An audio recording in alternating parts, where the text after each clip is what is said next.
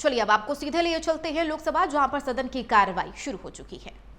के लिए काम कर सके और इसके कारण कई प्रकार की समस्याएं देश के अंदर आ रही हैं। मैं माननीय मंत्री जी से जानना चाहता हूं कि गुणात्मकता के लिए एग्रीकल्चर एजुकेशन की नवाचार और वैश्विक प्रतिस्पर्धा और स्थानीय प्रासंगिकता से परिपूर्ण हो, जिससे एकदम अभी एजुकेशन परे है, तो इस दिशा में क्या सरकार कोई इस प्रकार का संस्थान जो इनके मॉनिटरिंग सिस्टम के लिए खड़ा कर सके, सरकार इसके बारे में विचार कर रही है। जैसे ICMR है मेडिकल के लिए, इसी प्रकार से नेशनल एग्रीकल्चर एजुकेशन काउंसिल जैसी संस्था क्या देश के अंदर इसकी मॉनिटरिंग के लिए खड़ी होगी?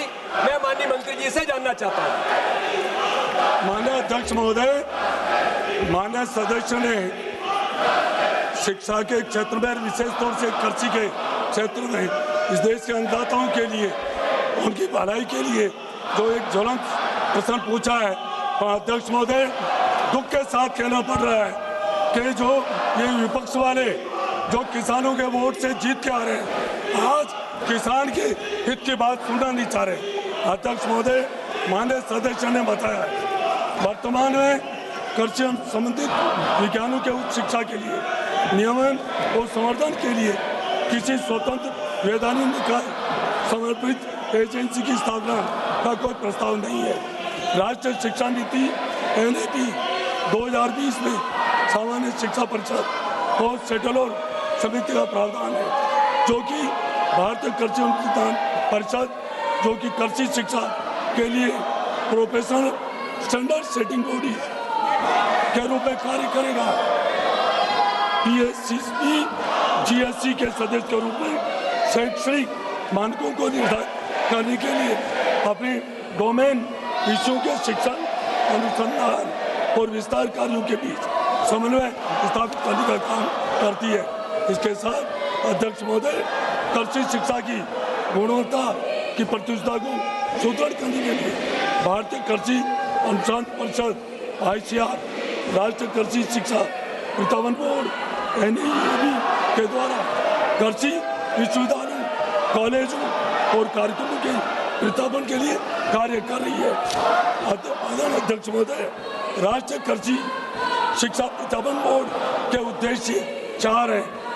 प्रवर्तन प्रक्रिया के अंतर्गत संस्थान और निर्धारित न्यूनतम मानदंडों की पहचान करना, मौजूदा कृषि संबंधित विषयों को संस्थानों को शैक्षणिक कार्यक्रमों तहत सुधार के मार्गदर्शन करना, नए संस्थानों एवं कार्यक्रमों के विकास को प्रोत्साहित करना, कृषि शिक्षा अनुसंधान राष्ट्रीय को अनुरूप प्रवर्तन के मानदंड, संस्थान का दृष्टिकोण, मिशन उद्देश्य, शासन और प्रशासन, शिक्षा परिक्षण गुणवत्ता और उसके अलावा शोध, नवाचार, शिक्षकों की योग्यता, क्षमता, छात्र विकास, समर्थन सेवाएं, भौतिक संस्थान, आधारभूत संस्थान, वित्तीय संस्थान, प्रबंधन, गुणवत्ता आश्वासन, सतत सुधार, इस तरह के सतत प्रयास किए जा रहे हैं। माननीय सदस्य, माननीय अध्यक्ष महोदय, मैं माननीय मंत्री जी से दूसरा प्रश्न पूछना चाहता हूं कि माननीय प्रधानमंत्री जी ने आह्वान किया है कि लैब में तैयार की गई तकनीकों को किसानों तक जल्द से जल्द पहुंचाना चाहिए, जिसका वो भरपूर लाभ ले सकें। इस दिशा में किसान एवं कृषि कल्याण मंत्रालय द्वारा राष्ट्रीय स्तर पर विकसित कृषि संकल्प अभियान द्वारा 29 मई से 12 जून 2025 तक चलाया गया। क्या विकसित कृषि संकल्प अभियान आगे भी चलेगा? इस अभियान को जारी रखने के लिए भविष्य की क्या योजना है? मंत्री जी से अनुरोध है कि विस्तृत जानकारी सदन को साझा करें। माननीय अध्यक्ष महोदय, माननीय विष्णुदत्त शर्मा जी शिक्षा के क्षेत्र में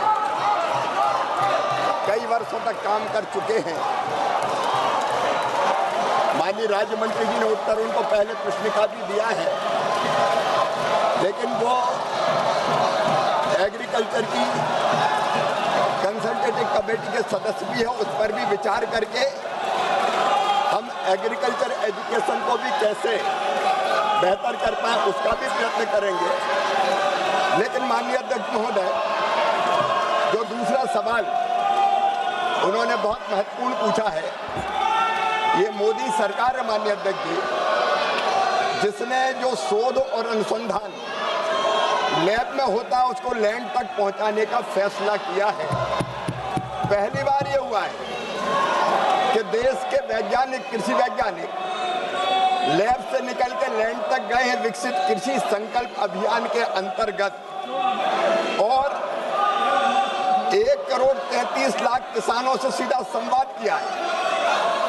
60,000 से ज्यादा कार्यक्रम हुए और उन कार्यक्रमों में नए बीज, नई कृषि पद्धतियां, मैकेनाइजेशन के नए सिस्टम, जलवायु और जलवायु के अनुरूप वहाँ कौन सी फसल ठीक होगी, माटी में जो पोषक तत्व उसके हिसाब से कौन सी फसल की कौन सी किस्म वहाँ पैदा होगी, उसके बारे में एजुकेट करने का प्रयत्न किया। और माननीय अध्यक्ष महोदय, उसके बड़े सुपरिणाम सामने आए हैं। हमको लगभग 500 विषय ऐसे मिले जिन पर आज शोध की जरूरत है, और मोदी सरकार ने हमने ये तय किया है कि अब वैज्ञानिक शोध लैब में अपने मन से नहीं करेंगे। जो किसान की समस्या है उसके आधार पर शोध किया जाएगा, उसके आधार पर रिसर्च किया जाएगा। ऐसे शोध के 500 विषय हमने तय किए हैं और 300 नवाचार किसानों ने भी किए हैं। उन नवाचारों को भी वैज्ञानिक स्वरूप देके हम किसानों तक ढंग से पहुंचाएंगे और ये विकसित कृषि। तो एक तरफ जहां लोकसभा की कार्रवाई चल रही है, जहां पर शिवराज सिंह चौहान मध्य प्रदेश से जुड़े, किसानों से जुड़े, एग्रीकल्चर से जुड़े तमाम बातों को रखते हुए नजर आ रही हैं, तो दूसरी तरफ सदन में विपक्ष लगातार हंगामा कर रहा है।